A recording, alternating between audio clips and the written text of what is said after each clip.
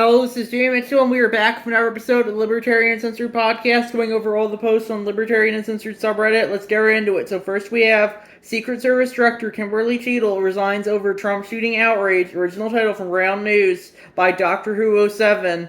And I didn't comment on that one, but yeah, I definitely do think she probably had to resign, especially because of how, spectacularly, the Secret Service failed that day in securing the perimeter around Trump's rally. And that's my thoughts on that issue. And then we have Alexandria Ocasio-Cortez, Jamal Bowman, Cori Bush, Jesse Jackson, Pramila Jayapal, Ro Khanna, Summer Lee, Ilhan Omar, Mark Pecan, Jan Schakowsky, and other Libertarian Social Democrats endorsed Vice President Kamala Harris for president. And that's from a link to the list of Kamala Harris 2024 presidential campaign endorsements on Wikipedia. And that's what's posted by American MWAF. It's a crossword from the Social Democracy subreddit. And I said, they aren't libertarians, but what they are is sellouts.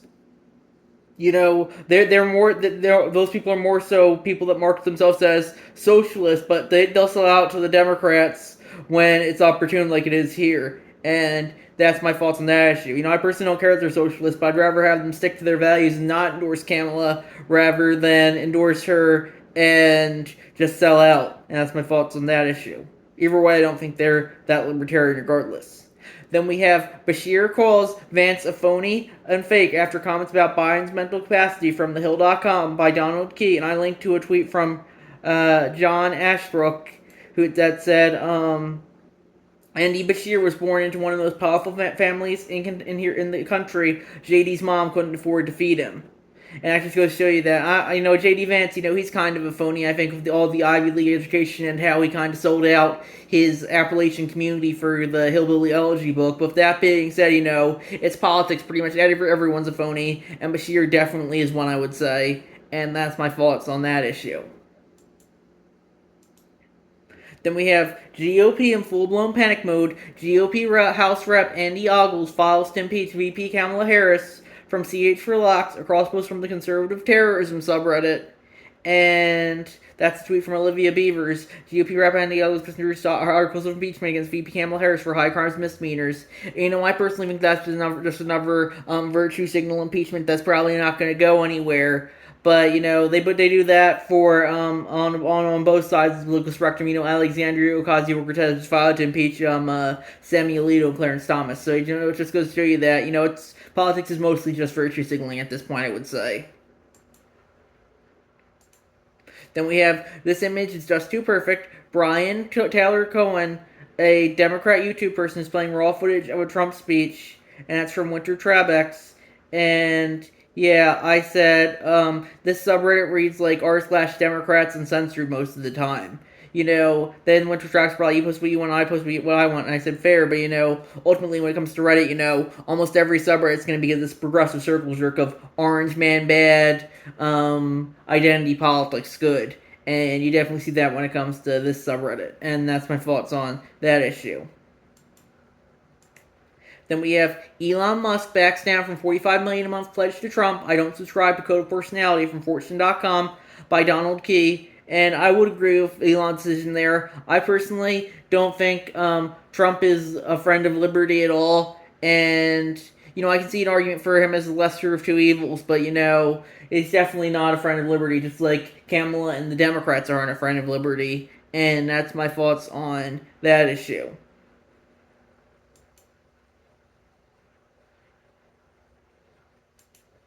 Then we have, does anyone actually think that Kamala is a strong candidate? And I posted that, and I said, she didn't even make it to the first primary in 2020 after Tulsi destroyed her during the second Democratic debate. It's fine to not like Trump, but don't delude yourself into thinking that makes Kamala a good candidate. And yeah, I that's pretty self-explanatory. I definitely think, you're seeing a lot of astroturfing for Kamala, making her seem like a much stronger candidate than she actually is. Well, in reality, no one, I would say, is passionate about her. They just are more passionate about, we need to defeat Trump to save democracy, like they were in the last two elections. And that's my thoughts on that issue. Then we have LP Tennessee not going with Oliver Turmat, going with Clint Russell / Josie Globick instead, and that's a link to a tweet from LP Tennessee, and I posted that, and that's a cross-reference from the Libertarian Party USA subreddit. And yeah, I personally think that the Libertarian Party should nominate the same candidate in all 50 states, but ultimately, that's the problem with collectivism. Even when it's voluntary, sometimes people might disagree with it in a collective, even if it's voluntary, like the Libertarian Party. And that being said, if people want to justify putting another candidate on the ballot, I think they should be able to do so, and that's my thoughts on that issue. Then we have the rich world revolts against sky-high immigration from Lemon Limelight, and that said from The Economist, the rich world revolts against sky-high immigration, emphasized and pared down to focus on the U.S. Immigrants are increasingly unwelcome. Over half Americans favor deporting all immigrants living in the U.S. illegally back to their home country. Up for in 2016, Donald Trump pledges mass deportations if he wins America's presidential election.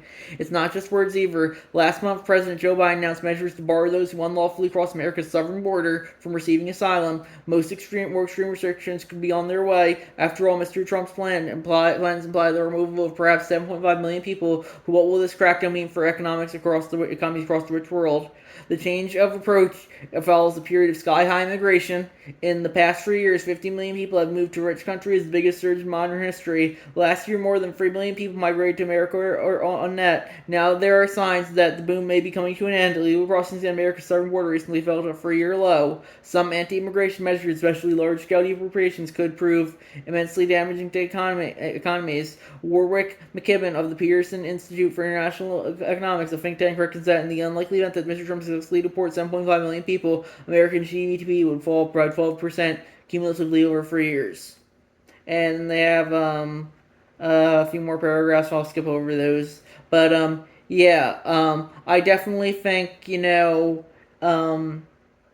if people want to deport immigrants, I think they should be able to, especially ones that came here illegally. But with that being said, ultimately, a lot of immigrants, they do the jobs that people don't want to do, like, factory work or meat packing or strawberry picking, stuff like that. And that's important to remember as well. And I definitely do think I would agree with the point that, if we do deport 7 million people, even if they are here illegally, the GDP and the economy might not react positively as a result.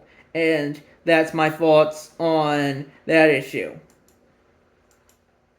Then we have U.S. judge will not block Biden administration ban on worker non-compete agreements from Reuters.com by Dr. 207. And I definitely would I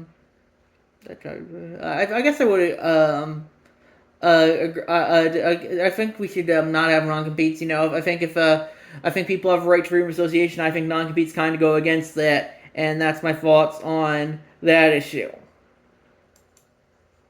Then we have Germany shuts down Islamic Center Hamburg from DW.com, and I posted that, and I said, remember that government enforced censorship is never the way. I don't care if they're Christian, Muslim, far left, far right. It's never government enforced censorship is not the libertarian position.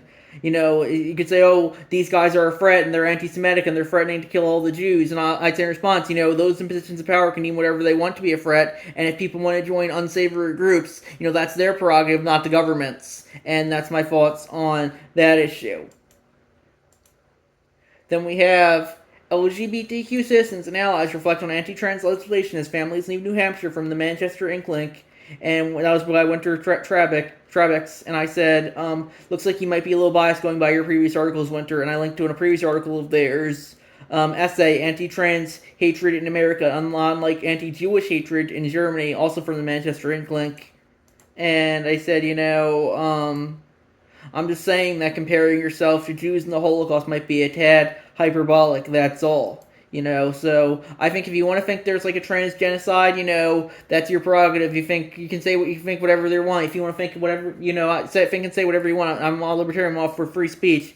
But with that being said, ultimately don't be surprised that some people might call it out as being a bit hyperbolic. And that's my thoughts on that issue, especially when you compare yourself to like the Jews in Holocaust era Germany. That's my thoughts there. Then we have cops threaten to take kids from family terrorized by anti-Christian Reddit group from Reason.com, and I posted that, and I said, that sounds like something Reddit would do alright. And that just goes out to show you that the government, that people can weaponize the government, in this case specifically Child Protection Services, against people who they deem to be in ideological disagreement. And that's my thoughts on that issue. Then we have a conservative legal group has filed a brief on behalf of former Kentucky County Clerk Kim Davis that says it could lead to the U.S. Supreme Court overturning the right of same-sex couples to marry, from KentuckyLantern.com by CH for Locks, and that's a crossroads from the Law subreddit. And I said, the GOP doesn't have the political capital to overturn a marriage fell, and they would have to deal with the Respect for Marriage Act as well. It's not happening. And I also added, regardless of the legal footing of it, the conservative judges were incredibly stupid to overturn Roe, only served to make their party look more like extremists. I don't think they would dare take the risk of a Obergefell, which doesn't have a dead babies counter argument either, but I guess we'll have to wait and see. They're trying to say, oh, they're going to overturn, it's fear-mongering from the Democrats. They're going to say, oh, since they overturned Roe, now they're going to overturn, gay marriage and then interracial marriage, and that's just kind of, they say, oh, the slippery slope's a fallacy, but in this case, they just go right for the slippery slope argument, and that's my thoughts on that issue. Then we have sweeping bipartisan Netanyahu boycott grows to include Pelosi from Axios.com by Ninja Lover, and I didn't reply to that one since they have me blocked, but I definitely do think Netanyahu isn't a friend of liberty, and he's taking a lot of Americans' hard-earned taxpayer money, and that's not right. It's, if Americans want to give money to Israel, I think they should be able to, but I don't think we should be forcing taxpayers to fund a war that they don't want to. Same with Ukraine, and that's my thoughts there.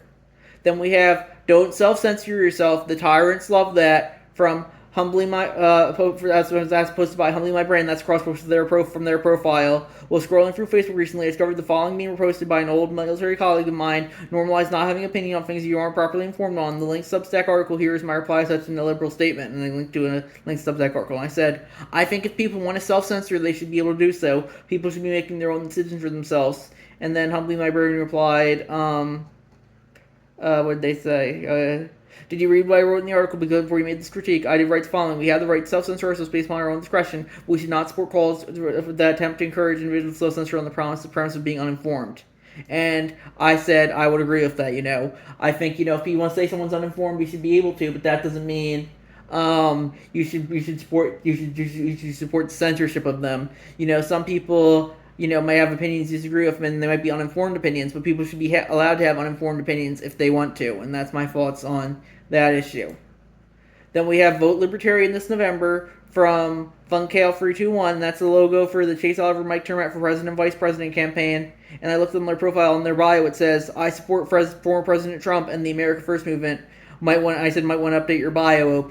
Ultimately, I think if you want to support President Trump, that's on you. But with that being said, when you post saying something to vote for Libertarian, I think you might be thinking of war. Might be posting and saying, oh, let's go because let's steal some votes from the Democrats. And I personally don't really care for what they market as vote stealing, but ultimately, I definitely do think Libertarians are going to take more votes from the Republicans, regardless, even if they nominated a former Dem who's pretty blaringly homosexual, like Chase Oliver, who people might think as, oh, they might take more votes from the Dems. I personally think the Libertarians would probably take more votes from the Republicans regardless, because Libertarian is kind of a right-coded word. But with that being said, you definitely do have to worry about the ulterior motives of people who support one of the other parties. In this case, he's the guy who posted this support says he supports Trump, and yeah, you have to wonder about the ulterior motives there. And yeah, I think that's gonna. Let's see if there's anything new. I think that's gonna be it for this episode, and I'll see you guys in the next episode. Bye.